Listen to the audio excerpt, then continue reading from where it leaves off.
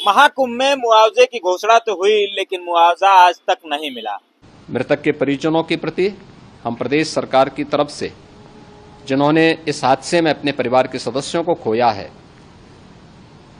वहां पर मेला प्राधिकरण के पास वो पूरी सूची है, उन लोगों ने उसको वहां पे जारी भी किया है। मैं उन सब के प्रति अपनी संवेदना भी व्यक्त करता हूं और परिवारजनों को हम प्रदेश सरकार की तरफ से 25-25 लाख रुपए की आर्थिक सहायता की घोषणा भी कर रहे हैं। आज 18 अक्टूबर है। मुआवजा अब तक कई परिवारों के घर नहीं पहुंचा है। जी हां, मौनी अमावस्या के दिन यानी कि 29 जनवरी को प्रयागराज के महाकुंभ मेले में जो भगदड़ हुई थी, जिसमें न जाने कितने लोगों ने अपनी जान गंवाई। हालांकि सरकारी आंकड़ा अभी भी 37 है, लेकिन जब उस समय मैंने स्टिंग ऑपरेशन किया था, आप लोगों को आंकड़े दिखाने की कोशिश की थी, उसमें 66 लाशें निकल करके आई थी और सरकारी आंकड़ा कहता है कि केवल 37 मौतें हुई।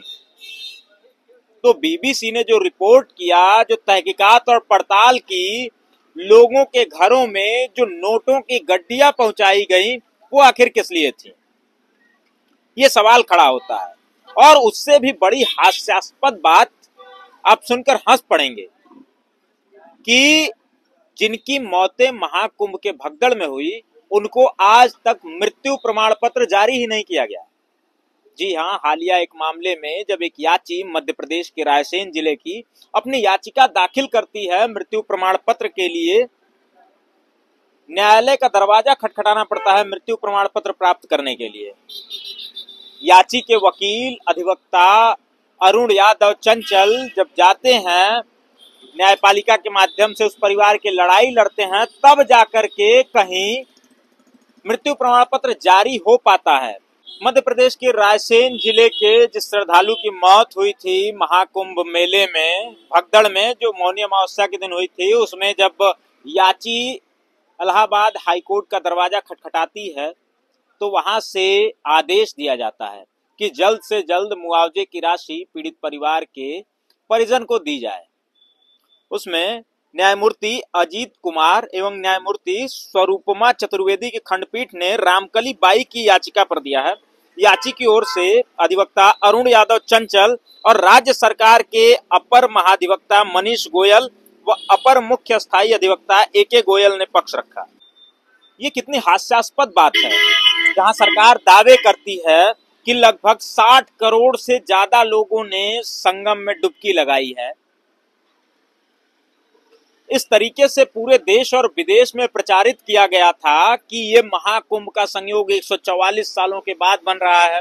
तमाम चीजें हुई, लेकिन उसके अनुरूप जब व्यवस्थाएं नहीं हो पाई, अव्यवस्था फैली, लोगों के बीच में भगदड़ मची, जगह की कमी पड़ गई, प्रशासन उतनी मुस्तैद नहीं थी, शायद इस वजह से भी भगदड़ हुई। उसमें कितनी जाने गई वो आप सभी लोगों ने देखा था। हालांकि हमने वो आंकड़ा जब निकालने की कोशिश की, उसी के अगले दिन जब हम मार्चरी हाउस पहुंचते हैं इलाहाबाद के, तो मार्चरी हाउस में जो लाशें हमें दिखती हैं वो 37 नहीं बल्कि 66 का आंकड़ा निकल करके आता है। उसके बाद और तहकीकात पड़ताल होती है और न्यूज एजेंसियां आती हैं जिन्होंने आंकड़े को 82 तक पहुंचाया, लेकिन ये आंकड़ा 82 से भी कई गुना ज्यादा बड़ा है। जब आप अंदर तक जाएंगे, तह तक जाएंगे, पड़ताल करने की कोशिश करेंगे, तो आपको पता चलेगा कि यह आंकड़ा उससे कई गुना ज्यादा है। अब सोचिए, मुआवजे की घोषणा सरकार करती है, सरकार कहती है कि मृतकों के परिजनों को 25-25 लाख रुपए मुआवजा दिया जाएगा, लेकिन मुआवजे की बात तो छोड़िए, मृत्यु प्रमाण पत्र तक नहीं मिला। यानी कि जो श्रद्धालु यहाँ पर डुबकी लगाने आए थे आस्था की, उनको उनके मृत्यु का प्रमाण पत्र तक नहीं मिला, डेथ सर्टिफिकेट तक नहीं मिला कि उनकी मृत्यु उसी कुंभ में, उसी प्रयागराज में, उसी महाकुंभ में हुई है। इससे ज्यादा व्यंग और क्या हो सकता है? और सरकार तमाम दावे कर रही थी, प्रचार प्रसार के माध्यम से तमाम हथकंडे अपनाकर लोगों को यहां बुला लिया और सरकार ने दावा किया कि 60 करोड़ से ज्यादा लोग यहां संगम में आए हुए थे। उसके बाद ये स्थिति, किस तरह की व्यवस्थाएं थी, अब किस तरीके की कानून व्यवस्था चल रही है, कैसे पूरा शासन प्रशासन पूरा तंत्र लीपापोती करने में इस मामले को जुटा हुआ है, वो देखना होगा। ये अक्टूबर है, घटना जनवरी में होती है। 10 महीनों के बाद भी लोगों को मृत्यु प्रमाण पत्र नहीं मिला है, लोगों को मुआवजे की राशि नहीं मिली है। सबसे बड़ा सवाल है।